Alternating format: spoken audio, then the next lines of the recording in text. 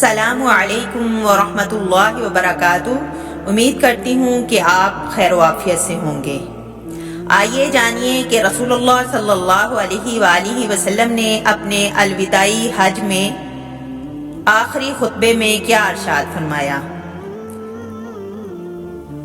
یہ رسول اللہ صلی اللہ علیہ وآلہ وسلم کا الوداعی حج تھا، جس میں آپ نے یہ آخری خطبہ حج ارشاد فرمایا، جس کے مدرجات متنوع بھی ہیں اور بہت زیادہ بھی ہیں، اور ہر لفظ میں معنی افکار کی ایک دنیا بسی ہوئی ہے، مگر یہاں بھی آپ نے دو چیزوں پر سب سے زیادہ زور دیا، اور یہ دونوں آپ کے اس مقدس مشن کی تعبیر ہیں، جس کے مطابق آپ دنیا سے افتراق و امتیاز کے تصور کو مٹا کر تمام انسانوں کو ایک عالمگیر برادری اور برابری کے رشتہ میں منسلک کرنے اور اہل ایمان کو اسلامی اخوت مساوات کے ایمانی اور روحانی رشتوں میں پرونے کے علمبردار بن کر تشریف لائے تھے۔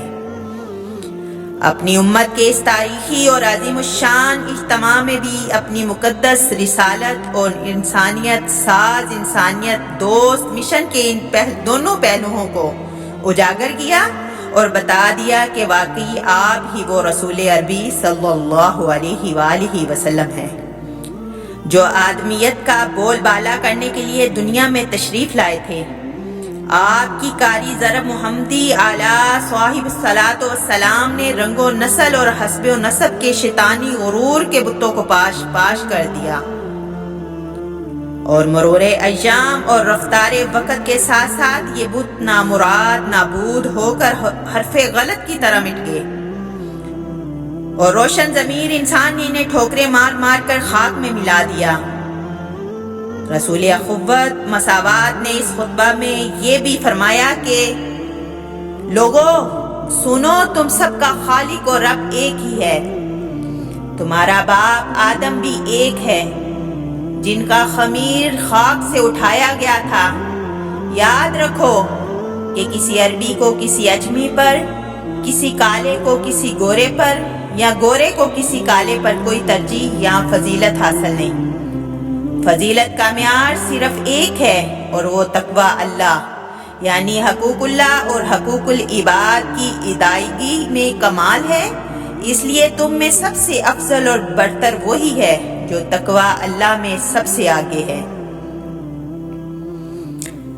پھر اسلامی اخوت مساوات کی تلقین تاکید کرتے ہوئے یہ بھی فرمایا، اے لوگو میری بات سن لو، اسے اچھی طرح ذہن نشین کر لو، جان لو کہ ہر مسلمان دوسرے مسلمان کا بھائی ہے، اور مسلمان تو آپس میں بھائی بھائی ہیں۔ کسی بھائی کے لیے جائز نہیں کہ وہ اپنے بھائی کی کوئی چیز لے، ہاں جو وہ خوشی سے دے دے۔ سو خود پر ظلم ہرگز نہ کرنا، گویا بھائی کے ساتھ بے انصافی خود اپنے آپ پر ظلم ہے۔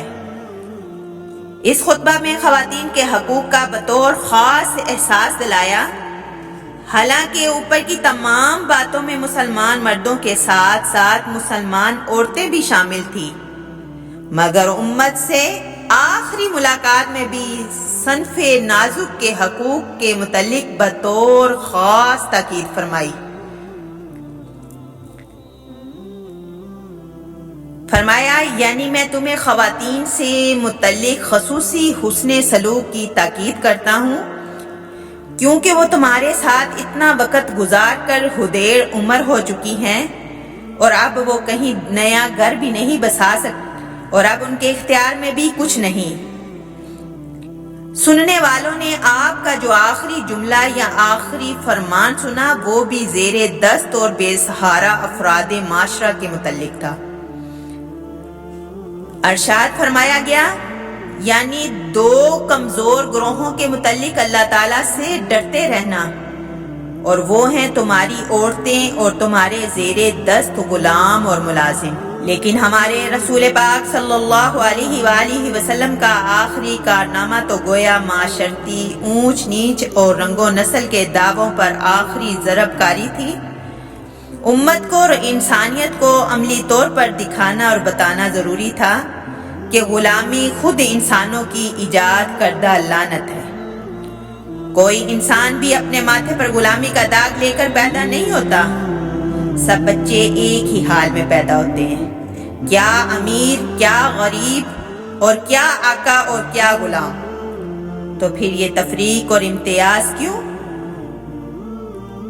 اصل تو خدا داد صلاحیت اور عمل ہے۔ اللہ پاک ہمیں اپنے پیارے محبوب صلی اللہ علیہ وآلہ وسلم کے سنت کے طریقوں پر اور سیرت نبی صلی اللہ علیہ وآلہ وسلم پر چلنے والا بنا دے۔ اللہم نور قلوبنا بالقرآن، اور ہمارے سینوں کو قرآن کے نور سے منور فرمائے، اور ہمارا خاتمہ ایمان بالخیر فرمائے۔ وآخر دعوانا ان الحمد للہ رب العالمین۔